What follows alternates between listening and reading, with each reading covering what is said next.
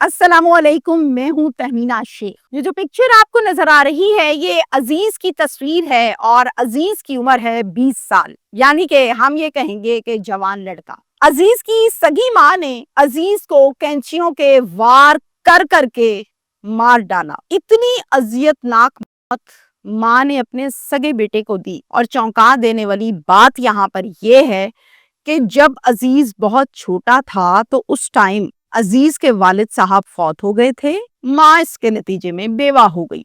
अब माँ ने बड़े दुखों से, बड़ी मुश्किलों से, बहुत कुर्बानियों के साथ अपने बेटे को जवान किया था और दोबारा शादी भी नहीं की थी। शादी इसलिए नहीं की थी कि हर मर्तबा माँ ये कहती थी कि अगर मैंने शादी की और मेरा दूसरा शौहर इन बच्चों के खिलाफ हुआ और ये बुरे असरात, ये माहौल, इसकी वजह से कहीं ऐसा ना हो कि मेरी औलाद निगलेक्ट हो जाए, गलत असरात पड़ जाएं। बहुत मुश्किलें काटी, बहुत भूख काटी, तंगियां काटी, लेकिन इसके बावजूद अपने बच्चों का पेट भर के उनको सुलाती और खुद भूखी भी रहती रही। उम्मीद ये होती है हर बेवा औरत को कि जब बच्चे जवान होंगे तो मेरा सहारा बन जाएंगे, मेरी दुख, मेरी जिंदगी, मेरी मुश्किलें जो मैंने काटी हैं वो सब मैं भूल जाऊंगी। ऐसी माँ जो इतनी मुश्किल से अपने बेटे को जवान करती है, ये कैसे मान लिया जाए कि वो माँ फिर उसी बेटे को मार कैसे देती है इतनी अजियत देकर, जिसके लिए पूरी जवानी कुर्बान कर दी? ये कैसे हो गया? इस को जानने के लिए आपको अजीज के और माँ के जिंदगी के पोशीदा राज और दुख जानना भी बहुत जरूरी है। यह वाकया पेश आया है सियालकोट में। सियालकोट का मोहल्ला है मेहर टाउन, जहां पर ये वकुआ हुआ। घर के सरबरा का नाम है अब्दुल रहमान साहब। अब्दुल रहमान साहब की बीवी का नाम है नाजिया। अल्लाह ताला ने अब्दुल रहमान और नाजिया को 4 बच्चे दिए, 2 बेटे और 2 बेटियां। बेटों में बड़ा बेटा अजीज है और उसके बाद नंबर आता है नोमान का। बाकी दोनों बहनें इन दोनों भाइयों से छोटी हैं। अब आपने सुना होगा कंबाइंड फैमिली सिस्टम, या ऐसे कह लीजिए कि जॉइंट फैमिली सिस्टम, जिसमें एक बड़ा घर होता है और तमाम बेटों के पास, भाइयों के पास एक एक कमरा होता है। इसी तरह से अब्दुल रहमान जो है, ये 5 भाई हैं और ये सब शादीशुदा हैं। ये सब एक ही घर में रहते हैं, ज्वाइंट फैमिली सिस्टम है, अपना अपना अलग अलग कमरा है, अपने अपने कमरे में अपने अपने बच्चों के साथ जिंदगी गुजार रहे हैं। अजीज 2014 में 9 साल का था जब अब्बा फौत हुए, यानी कि अब्दुल रहमान। अब अब्दुल रहमान एक ट्रैफिक हादसे में फौत हुए थे और बच्चों के सर्वाइवल के लिए थोड़ी बहुत मदद बाकी ससुराल वाले देवर जेठ कर देते थे। मौजूदा सूरत हाल, महंगाई का दौर और अखराजात को सामने रखते हुए वो थोड़ी बहुत मदद काफी नहीं पड़ती थी और अब हालात तंग से तंग होते जा रहे थे। नाजिया की फैमिली, माँ बाप, बहन भाई सब कहते थे नाजिया पहाड़ जैसी लंबी जिंदगी है, कैसे गुजारोगी मर्द के बगैर आज के दौर में, तो तुम ऐसा करो शादी कर लो।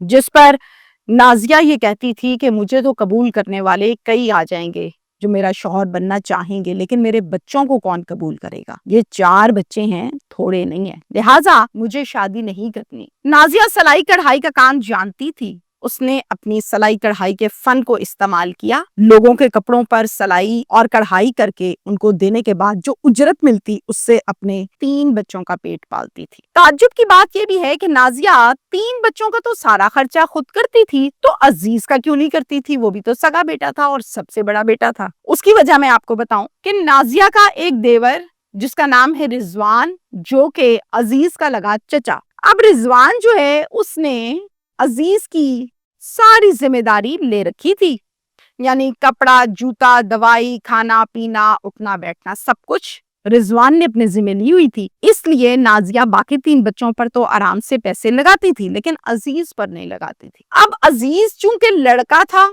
जब अब्बू फौत हुए तो 9 साल का था, टाइम के साथ साथ बड़ा होने लगा, तो अजीज को चचा से पॉकेट मनी भी मिलती थी, प्यार भी मिलता था, अक्सर औकात उनके साथ बाहर भी जाता था। लड़के लड़कों के साथ बड़े खुश रहते हैं, लड़कियां लड़कियों के साथ। अब लड़का जो होता है, जब उसको सहारा मिले और वो घर से बाहर बाइक पर जाए तो उसको उसमें लज्जत आने लगती है। इसी तरह से अजीज जो है वो चचा के साथ अटैच होता गया, होता गया, होता गया। चचा की बीवी चची यानी कि उज़मा, वो भी अजीज को बहुत प्यार से रखती थी और फिर अजीज भी इनके ऊपर जान देने लगा। बात यहाँ खत्म नहीं हुई। जैसे जैसे अजीज जवान हुआ, अजीज को मोटरसाइकिल लेकर दी गई।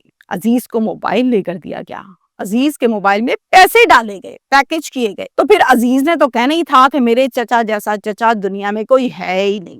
دوسری طرف وہ ماں جس کے دل میں ہر ٹائم یہ دھڑکا ہوتا تھا کہ عزیز بیٹا میں نے پیدا کیا اور پیار اپنے چچا اور چچی سے کرتا ہے، مجھے تو گھاس بھی نہیں ڈالتا، یہ اندر اندر اس کے چلتا رہتا تھا، جس کا اظہار وہ کبھی کبھار ڈھکے چھپے لفظوں میں کرتی تو تھی، لیکن اس کا اثر اس کے بیٹے پر کوئی نہیں پڑتا تھا۔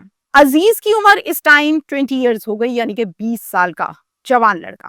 چچا رضوان ایک اڑتی تھے، اڑت تھی ان کی، تو پھر ساتھ میں عزیز بھی ان کے ساتھ منڈی جانے لگا اور کام سیکھنے لگا، کام ساتھ ساتھ کرنے لگا۔ کمبائنڈ فیملی سسٹم جہاں بھی ہوتا ہے، یہ بات لکھ کے رکھ لیں، وہاں پر جھگڑے بھی ہوتے ہیں۔ ایسا ممکن ہی نہیں ہے کہ جوائنٹ فیملی سسٹم ہو اور جھگڑے نہ ہو۔ اس کی وجہ میں آپ کو بتا دیتی ہوں جو میں نے دیکھا۔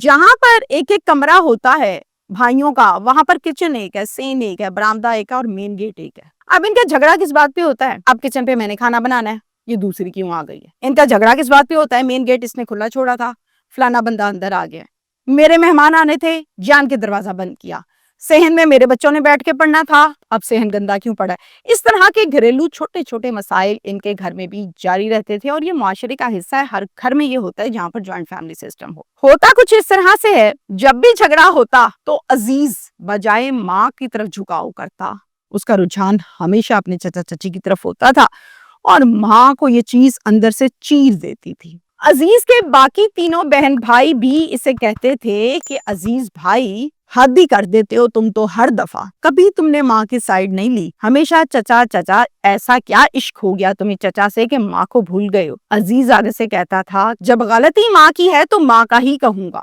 وقوع پہ شاید 10 جولائی کو صبح کا ٹائم تھا، 7 بجے کا۔ عزیز اور عزیز کے چچا رضوان دونوں منڈی چلے جاتے ہیں، اور نازیہ آرام سے 9 بجے سو کر اٹھتی ہے، اٹھ کر فریش ہو کے کچن میں جاتی ہے تینوں بچوں کا ناشتہ بنانے کے لیے۔ اندر جا کر دیکھتی ہے کہ چولہا تو بیزی ہے، دیورانی نے چولہے پر چائے رکھی ہوتی ہے، چائے چڑھائی ہوتی ہے، نازیہ فل بھری بیٹھی تھی۔ نازیہ کیا کرتی ہے؟ ٹھڈا مارتی ہے چولہے کو، دیچکی کو، چائے کی دیچکی نیچے گر گئی۔ اتنے میں آ گئی چچی عظما، آ کر کہا یہ کیا تماشا ہے تمہارا، عورتیں یہ حرکتیں نہیں کرتی جو تمہاری حرکتیں، جس پر آپس میں ان دونوں کا شدید جھگڑا ہوا۔ لیکن اب کی بار صرف جھگڑا نہیں ہوا، بلکہ آپس میں ہاتھا پائی بھی ہوئی، ایک دوسرے کو گالیاں بھی دی اور دھکے بھی دیے۔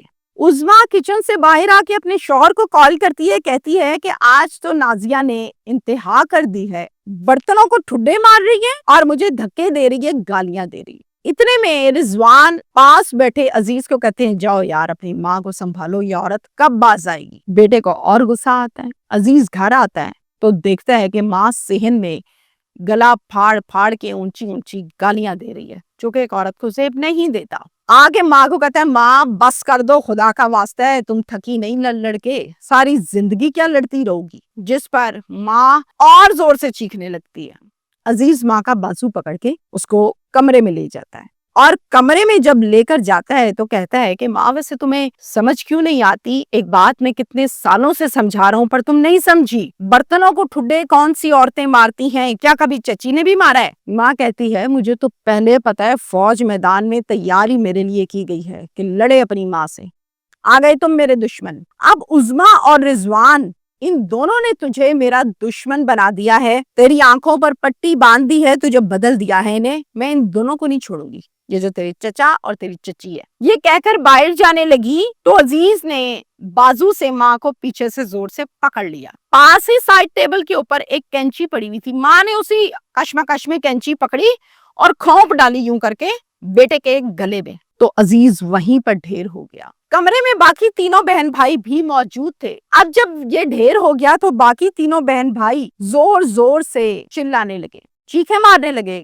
اتنے میں گھر میں موجود باقی دیور جیٹھ فوراً سے ان کے کمرے میں آئے، دیکھا کہ عزیز تو زمین پر گرا ہوا ہے اور ماں پھر گالیاں دے رہی ہے، بیٹے کو نہیں دیکھ رہی۔ کیا کرتے ہیں؟ ماں کو پکڑتے ہیں، ساتھ چلے کمرے میں بند کر دیتے ہیں اور عزیز کے لیے فوراً 1122 پر کال کرتے ہیں۔ 1122 جیسے ہی آتی ہے ایمبولینس میں ڈالتی ہیں، عزیز کو ہاسپٹل شفٹ کرتے ہیں، اور پھر عظما اپنے شوہر رضوان کو کال کر کے گھر پر لگے ہوئے پورے تماشے کی تفصیلات بتاتی ہے کال پہ کہ یہ ہو گیا یہ ہو گیا یہ ہو گیا، ہسپتال آئے ہیں، پہنچو۔ چچا ہاسپٹل پہنچتے ہیں اور آتے سار سیدھا ڈاکٹر کے پاس جاتے ہیں اور پوچھتے ہیں کیا حال ہے میرے عزیز کا، جس پر ڈاکٹرز جواب دیتے ہیں کہ ہم آپ سے معذرت چاہتے ہیں، عزیز اب اس دنیا میں نہیں رہا، فوت ہو چکا، وار بہت تیزی سے کیا گیا۔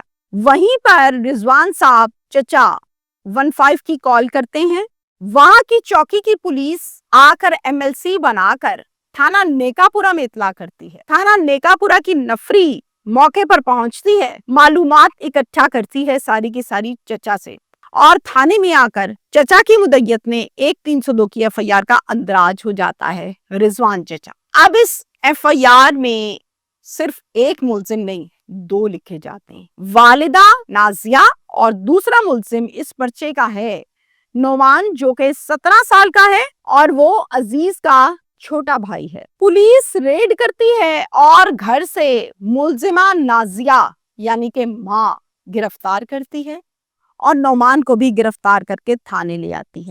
تھانے لا کر پوچھا جاتا ہے تو نازیہ فوراً سے یہی کہتی ہے کہ ہاں میں نے کینچی تو ماری ہے، لیکن میرے ساتھ ساری زندگی انہوں نے کیا کیا، میرے بیٹے کو مجھ سے چھین لیا۔ اب میں آپ کو یہاں پر بتاؤں کہ نعمان کا کردار کیا تھا پرچے کی حد تک اور حقیقت کی حد تک، اور پولیس کیا کہتی ہے۔ نعمان کے متعلق محلے والے یہ کہتے ہیں کہ یہ ایک ذہنی مریض ہے، 17 سال کا ہے اور اکثر اوقات ذہنی مسائل میں پھنسا رہتا ہے، علاج بھی اس کا چل رہا ہے، یہ کیسے قتل کر سکتا ہے، یہ کیسے مار سکتا ہے اپنے بھائی کو۔ اب پولیس کی تفتیش بتائے گی کہ کیا یہ واقعی اس قتل میں انوالو ہے نہیں ہے، اس کا کردار ہے یا نہیں۔ DPO فیصل شہزاد کہتے ہیں چونکہ پرچے میں نعمان کا نام درج ہے اور پولیس کی اولین ذمہ داری یہ ہے کہ جو نامزد نام ہوتے ہیں پرچے میں ان کو گرفتار کرے اور پھر تفتیش کرے، اگر تفتیش میں وہ ملزم بے گناہ ہو جائے تو ہم اس کو بے گناہ کریں گے، اگر وہ گناہگار ثابت ہوگا تو ہم اس کا گناہگار لکھیں گے اور باقاعدہ اس کا جتنا کردار ہے اس کو سزا دلوانے میں اپنا پولیس پورا کردار ادا کرے گی۔ یہاں تک ہے ہمارا آج کا کیس۔ میسج آپ لوگوں کو یہ دینا چاہوں گی یہاں پر، میں بالکل یہ نہیں کہہ رہی کہ ماں نے بہت اچھا کام کیا، بالکل نہیں، ماں نے بالکل اچھا کام نہیں کیا۔ انسان کو حیوان بننے میں چند سیکنڈز لگتے ہیں۔ میں ماں کی بات بھی نہیں کر رہی، میں بیٹے کی بات نہیں کر رہی، میں چچا کی بات نہیں کر رہی، میں تمام ان خواتین کی بات کر رہی ہوں جو شوہر کے بعد بیوہ ہوتی ہیں۔ بیوہ کی زندگی کیا ہے یہ آپ تمام لوگ جانتے ہیں، اقرار نہ کریں تو ایک الگ بات ہے، لیکن جانتے سب ہیں کہ جب شوہر دنیا میں نہ رہے اور اسی کے گھر میں رہ کر بچے پالنے ہوں اور پیسے بھی نہ ہوں تو پھر وہ عورت کن کن مسائل سے گزرتی ہے، دن میں کتنی دفعہ ٹوٹتی ہے، بکھرتی ہے اور جڑتی ہے، یہ وہی عورت جانتی ہے۔ ان مسائل میں رہتے ہوئے آپ کے بیٹے کا رجحان جب سسرال کی طرف ہوتا ہے تو ماں کا سینہ دن میں 10 دفعہ چرتا ہے اور 10 دفعہ جوڑا بھی جاتا ہے۔ میں کہنا صرف اور صرف اتنا چاہوں گی کہ اگر بیٹے کا رجحان چچا چچی کی طرف ہو بھی گیا تھا تو یہ بھی کہہ کر اپنے دل کو سمجھایا جا سکتا تھا کہ چلو جوان ہے، چچا چچی نے پالا ہے، خرچہ کیا ہے اور پھر منڈی میں اپنے ساتھ سیٹ بھی کیا ہے، یہی ذمہ داری مجھے بھی تو پوری کرنی تھی، چلو چچا نے کرتی تو شاید صبر آ جاتا اور پھر کینچی نہ اس طرح سے گلے میں کھونپتی۔ ایسی کون سی out of the control situation create ہو گئی تھی کہ کینچی اٹھا کے مار دی اور بیٹا ہی مار ڈالا؟ یہ کیسی محبت تھی جس نے بیٹے کو حاصل کرتے کرتے اس کو مار ہی ڈالا؟ Thank you.